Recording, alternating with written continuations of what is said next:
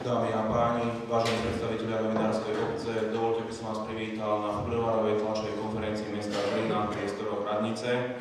Pán primátor dnes bude hovoriť na nasledujúce témy. Zmieni sa o výzve poslancov mestského zastupiteľstva v Žiline Georgeovi Abelsimu. Rovnako v tomto roku Žilina podporí z iniciatívy vedenia mesta grantové dotácie, ktoré budú smerovať občanom a občianskym združeniam. Takisto poslanci na svojom podstatnom mestskom zastupiteľstve schválili celoročný zákaz vypúšťania lampionov a obmedzili používanie zábavnej pyrotechniky.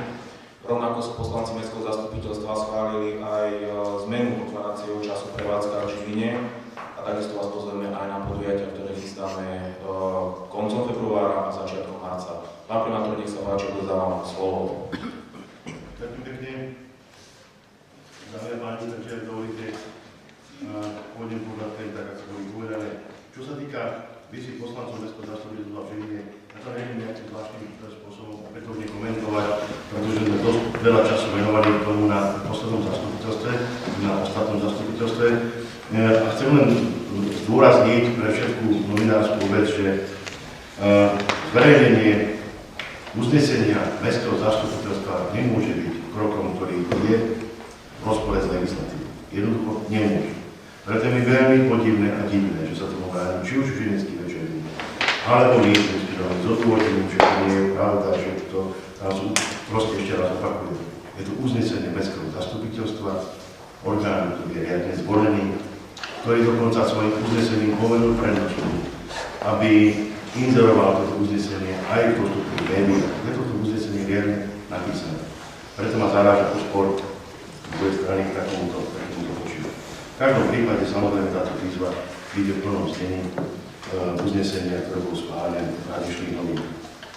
Není sa tomu ďalej venovať, pretože to nemá žiadny zmysel. Treba ďalej rokovať s pánom Dragosim o veciach, ktoré sú uvedené v zmysle tej výzvy. Predpokladám, že predseda komisie, ktorá bola zriadená na rokovanie s týmto pánom podnikateľom, ho isto prizve na spoločné rokovanie komisie. Budem chcieť, aby to bolo verejné prístupné stretnutie opäť, pokiaľ bude mať kdokoľvek záujem. Proste jednoducho chceme to posunúť ďalej. Mestské zastupiteľstvo prijalo uznesenie, na základe ktorého aj vyzvalo pána Dragosa na ďalšie rokovania by mali byť týždeň a neskôr ten ďalší týždeň a budeme v tom pokračovať. Chcem len povedať, že mestské zastupiteľstvo samozrejme má plnú podporu vedenia mesta v tejto veci. Čo sa týka, dámy a páni, grantov, mesto Žilina aj v tomto roku vyčlenilo financie na podporu aktivít občanov, občianskych združení, jednoduché tretieho sektoru, športových organizácií. Každého, kto má o to záujem.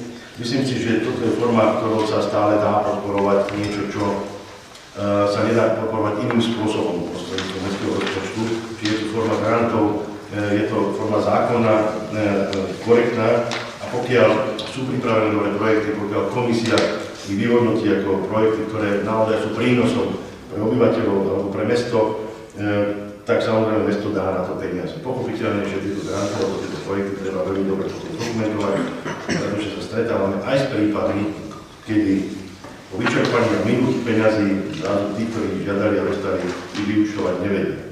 Máme taký jeden svetý príklad, idem ho teraz menovať, na to sa s tým musí vysporiadať nejakým spôsobom, alebo peniaze vrátiť, ale jednoducho to treba nazvať, že riadne zúčtovanie pochopiteľne minulých peniazí sa vyžaduje, pretože sú to stále verejné zdroje.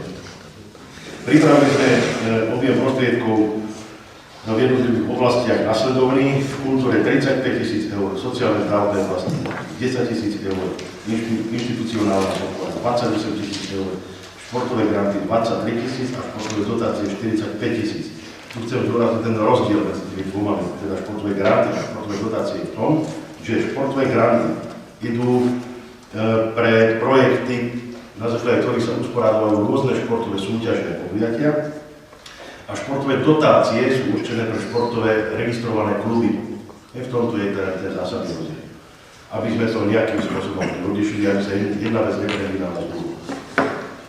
Na dotáciu samozrejme nie je právny nárok, je to len a len na rozhodnutie príslušnej komisie, ktorá v jednotlivej oblasti vyhodnotí projekty a povie, toľko peňazí dostane ten, kto žiada, nemusí dostať plnú čiastku, ktorú žiada, opäť je to na rozhodnutí komisie.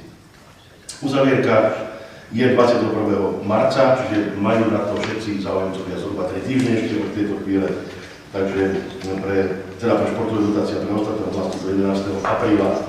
Financie z grantovej dotácie sa dajú použiť na aktivity v kalendárnom roku, teda len na akcie v kalendárnom roku 2016. No, všetky informácie samozrejme nájdú záujemcovia na našich stránkach webových s dotazníkmi, s formulármi, ktoré treba vyplniť a tak ďalej. Ďalšou témou, dámy a páni, ktorú chcem veľmi krátko zmieniť a ešte raz sa k tej vrátiť po ostatnom zastupiteľstve, je celoročný zákaz vypúšťania lampiónov.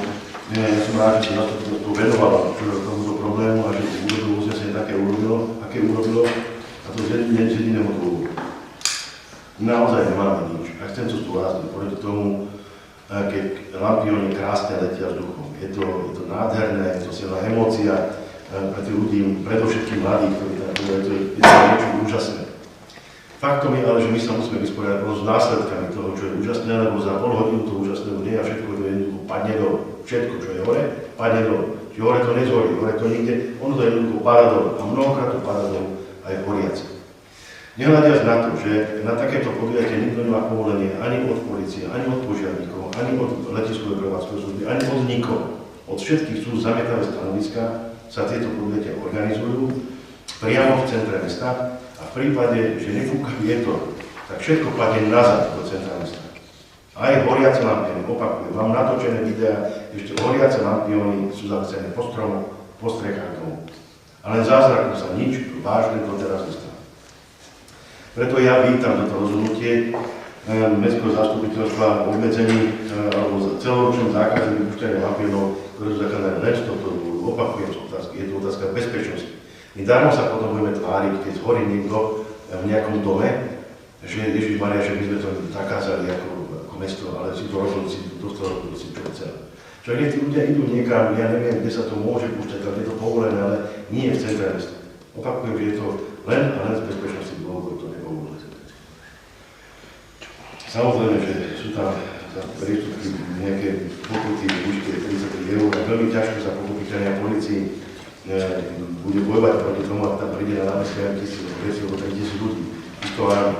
Ale už to, že je to zakázané, chceme uvedomia ľudí, aby túto akciu, ktorú samozrejme pripravuje tým obchodníkom Miráž, pána Greša, jednoducho neorganizoval, lebo to robí naozaj iba problém. No, čo sa týka zábavnej pyrotechniky, to len v krátkosti, takisto sme sa tomu venovali na zastupiteľstve. A keďže sa zmenila, upravovala legislatíva, alebo Banský zákon, ktorý rieši tieto veci, tak upravovali aj všeobecné záväzné nariadenie, ktoré hovorí o tom, že používanie zábavnej pyrotechniky je možné len 51.12. a 1.1. Takže toto sú dva dny, kedy sa môže. Môžem vám povedať, dámy a páni, že po mestskom zastupiteľstve som dostal niekoľko mailov, veľmi rozhorčených, z titulu, že prečo vôbec povolujeme takéto podujatie. Pretože tým trpia nielen ľudia, tí, ktorí nepúšťajú a nestrieľajú, ale sú to starší ľudia a predovšetkým zvieratá nesmierným spôsobom trpia. To je naozaj pravda, osobná skúsenosť moja. Viete, aká je opakovať. Mám takisto psa, ktorý sa ide zblázniť, keď počuje, a to bývam v Byčici, nie v centre mesta. Ale nevieme to zakázať, myslím si, že rozhodnutie poslancov bolo korektné a správne, pretože pokiaľ sa budú vyrábať, budú predávať takéto výrobky na území Slovenska, my nevieme nejakým spôsobom, polícia je úplne bezmocná, či štátna, či mestská, akákoľvek, aby zabránila tomu, aby sa pyrotechnika používala. Čiže skôr si myslím, že tu je jediná cesta, a to je cesta legislatívna, kde sa môže nejakým spôsobom obmedziť alebo zakázať predaj takýchto výrobkov alebo takýchto pyrotechniky na území Slovenska. Toľko teda k zábavnej pyrotechnike, dámy a páni. Ešte raz by som zmienil tému otváracieho času prevádzkařenie, pretože mnoho ľudí tomu neporozumelo. Tak som pochopil opäť z tých reakcií, ktoré jednak som čítal v novinách, niekde na Facebooku alebo na sieťach. Znovu chcem zdôrazniť jednu vec. My sme boli napadnutí prokurátorom, zdá sa, že oprávnene, za to, ako vyzeralo naše všeobecné záväzné nariadenie, ktoré hovorilo o tom,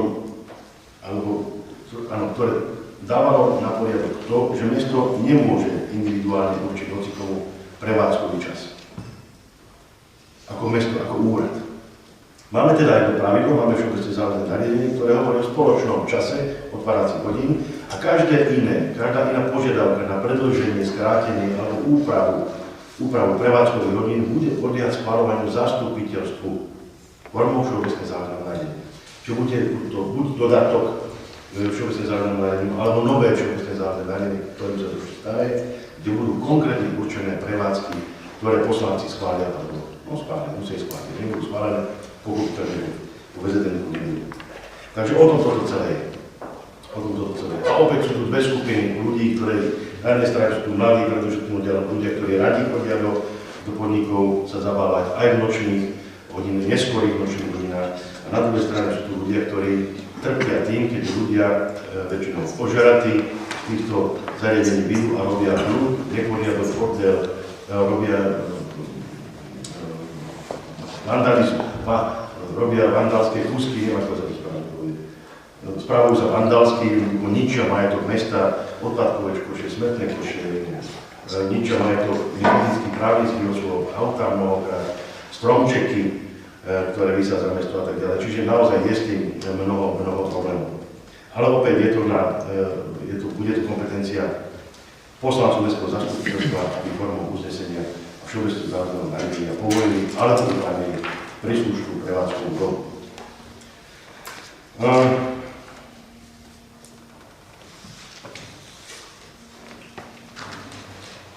Chcem vyzvať, a poprosím aj vás, samozrejme médiá, keby ste to je napísané, ale na základe uvedenom je v záujme každého prevádzkovateľa pôsobiaceho na území mesta, aby si prostredníctvom VZN, ktoré sú zverejnené na našej webovej stránke, skontroloval platné podmienky činnosti svojich prevádzok, teda musí mať prevádzku v zmysle platných všeobecných záväzných nariadení.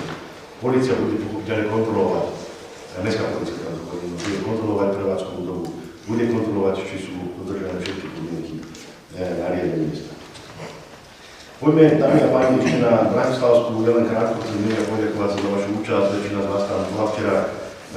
Pozeral som aj opäť odozvy, tie odozvy sú zväčša veľmi pozitívne,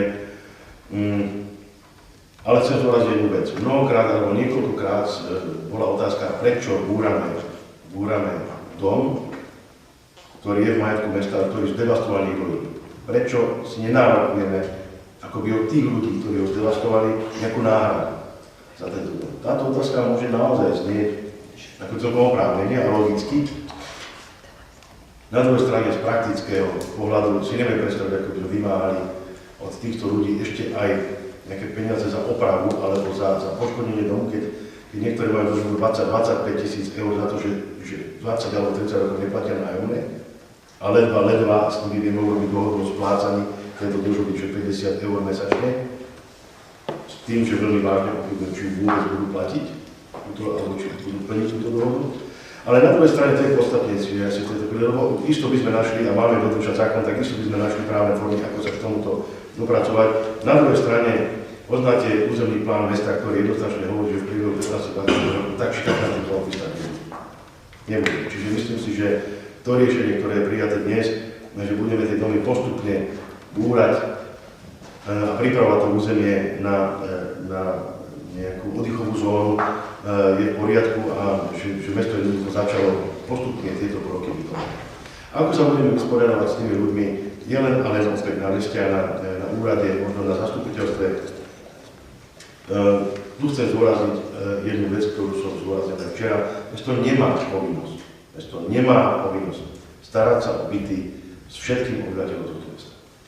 Mesto má povinnosť tie byty, ktoré má k dispozícii, prideliť ľuďom, ktorí si zaslúžia, ktorí sa správajú mesto slušne, ktorí si platia nájom a tak ďalej, a tak ďalej. Mesto nemá, opakujem ešte raz, povinnosť prenajať všetkým obyvateľom tohto mesta nájomné byty. Jedno ich ani nemá fyzicky, ale jednak ani zo zákona takéto povinnosť nevidí. Tým chcem povedať, dámy a páni, že aj do budúcnosti, a my už to začneme jednoducho pripravovať, budeme zvažovať, či budeme predĺžovať nájomné zmluvy v týchto domoch, ale postupne sa budeme vysporiadavať s nájomníkmi, ktorí tam sú. Budú si musieť hľadať nejaké iné ubytovanie. Pochopiteľne, pokiaľ nebudú spadať pod ochranu zákona z nejakého dôvodu. Jedine v takýchto prípadoch budeme to ubytovanie potom riešiť. Toľko k tej bratislavskej. Ten proces začal v priebehu 2-3 mesiacov, najneskôr budeme búrať pravdepodobne aj tú menšiu bytovku, ktorá tam je. A tento rok zadáme aj spracovanie statických posudkov na ostatné budovy, ktoré sú tam. Ak tie statické posudky povedia, že budovy sú v poriadku a užívateľné, tak ich budeme ešte postupne ďalej užívať. Pokiaľ bude stanovisko iné, tak sa zariadíme podľa toho stanoviska. Toľko bratislavské, dámy a páni, a ešte pozvánky.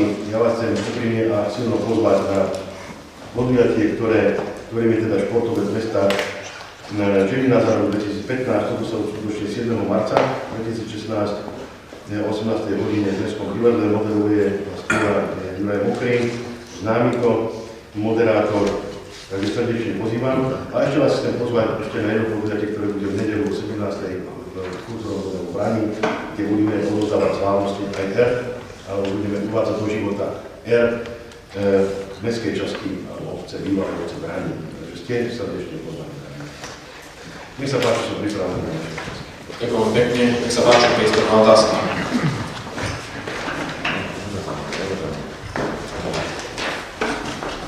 Nech sa páči. Ďakujem, Kubo, pekne, nezávislý novinár. Na to sústredcov Bratislavskú, to vzniklo vlastne za Pána Slotu, keď vlastne rovno tam sústredíme miesto. Či uvažujete podobné miesto niekde inde vytvoriť z nízkonákladových bytov, povedzme kontejnerových, a nie, tak potom, čo bude s otázkou školy na Bratislavskej, lebo vlastne tam sú aj romské deti dneska, tak pokiaľ Romov rozmiestnime po celej Žiline, asi prestane mať zmysel táto škola, lebo bol byť problém pre tých rodičov, tam deti dováža, tak len tohoto sa chcem opýtať. Ukáže budúcnosť, čo bude so školou, pretože škola na ulici Holého je naozaj prevážne obsadená rómskou komunitou alebo deťmi z tohto prostredia, ale nie výnimočne. To znamená, sú tam aj iné deti ako rómske. Okrem toho, táto škola už prešla racionalizáciou, je spojená so základnou školou v Bánovej. Takže ako sa bude tá škola ďalej vyvíjať, to sa uvidí. Ak dôjde k postupnému zbúraniu celej tej bratislavskej, tak pochopiteľne, že môže stratiť svoj význam aj tá škola. Keď nebude naplnená, tak jednoducho zrušíme ako relokované pracovisko školy Bánovej. To bude len celkom prirodzený proces a naopak, pokiaľ bude mať stále obsadené, tak stále bude fungovať. Vôbec by som v tom nevidel žiadny problém z pohľadu školy. A pokiaľ hovoríte o vytváraní nových bytov alebo nejakých zariadení, ubytovacích, alebo akokoľvek to nazveme. Nízkonákladové byty to nazveme. Nízkonákladové byty. Ja sa vždy pýtam, prečo máme budovať nízkonákladové byty pre ľudí, ktorí ničia takýmto zásadným spôsobom majetok a zničia, ale to sme presvedčení, aj nízkonákladové byty. Kde máme garanciu, že my to postavíme a za pol roka to nebude vyzerať ako kdekoľvek iný po Slovensku. Možno čest výnimka, isto sa nájdu výnimky. Ale opäť, bude to na rozhodnutí len to zastupiteľstvo, alebo ďalšie, to je jedno, niekoho, kto o tom bude rozhodovať. A bude to predovšetkým zastupiteľstvo, či ideme, alebo nejdeme do takéto výstavy. K tomu rozhodnutiu samozrejme musí predchádzať ešte jedna dôležitá vec, a to lokácia, prípadnej takéto výstavy. Pretože kdekoľvek budete chcieť postaviť, stretnete s obrovským odporom obyvateľov. To vám garantujem. Ja si pamätám, keď sme chceli stavať normálnu bytovku v Líčici a prešla nejaká fáma, že tam ideme nastavovať cigánov, čo sa robilo v Líčici. To isté sa udialo v Žilinskej Lehote, lebo bola fáma, že teraz komájte vystavať všetky cigánov do Žilinskej Lehoty. Čo sa tu preboha dedia Žilinskej Lehoty. Čiže opakujem, ako náhle o tom budeme rokovať, treba sa pripraviť na to, že bude veľký odpor obyvateľov. Ak sú tam obyvateľia na Bratislavsku, ktorí si riadne plnia svoje povinnosti, ktorí sú riadnymi nájomníkmi a s ktorými mesto nemá žiadny problém, tak toto si viem predstaviť, aj dokonca mali celkom normálne a prirodzene dostať nejaké možnosť iného ubytovania niekde. To isto áno. Ale hovorím teraz o tých, ktorí sú naozaj neprispôsobili a tých, ktorí sú deštrukční. Budeme to sa venovať na poslanie. Ďakujem veľmi pekne, priestor na ďalšiu otázku, nech sa páči. Nech sa páči. Pozdravujem primátora, kolektív všetkých novinárov. Chcel som sa spýtať, na postave je rekonštrukcia Rosenfeldovho paláca. Už máme pomaly marec. Rosenfeldov palác je v stave dnes, kedy stále prebiehajú veľmi intenzívne prípravné práce. Musím povedať, že došlo k predĺženiu doby výstavby, čiže pochopiteľne dodatok na predĺženie doby výstavby. ktorý je do 15. mája, termín ukončenia teraz oficiálny. Pochopiteľne, že my robíme z našej strany všetko preto, aby sme ten termín splnili, tlačíme na dovoliteľa. Spolupráca s pamiatkovým úradom je korektná, dobrá, pravidelne chodia na stretnutia, na kontroly.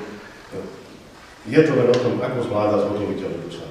Nezvládajú podľa mňa celkom tak, ako by sme si želali, ale opakujem, že robíme všetko preto, aby sme túto rekonštrukciu historickej našej kultúrnej pamiatky dokončili so všetkosťou.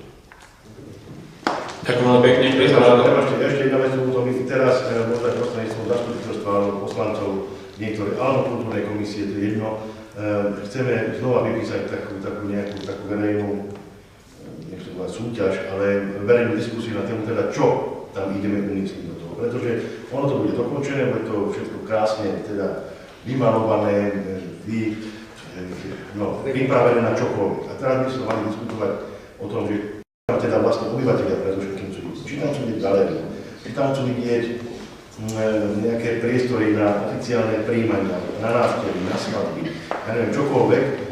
Preto by sme chceli takúto diskusiu spraviť. My predstavu samozrejme máme, ale ešte raz to podobí takej verejnej diskusii, aby možno, že nejaké námety, ktoré budú veľmi zaujímavé, prídu a potom my tu v zastupiteľstve na závere dňa budeme stávať. Nech sa páči, priestor na ďalšiu otázku. Ďakujem, ešte jednou sa chcem opýtať, keď vyzvem pánu Trabelzimu, či prišla nejaká oficiálna odpoveď, máme tu aj predsedu tej komisie vás, či reagoval pán Trabelzi nejakým listom na tú výzvu.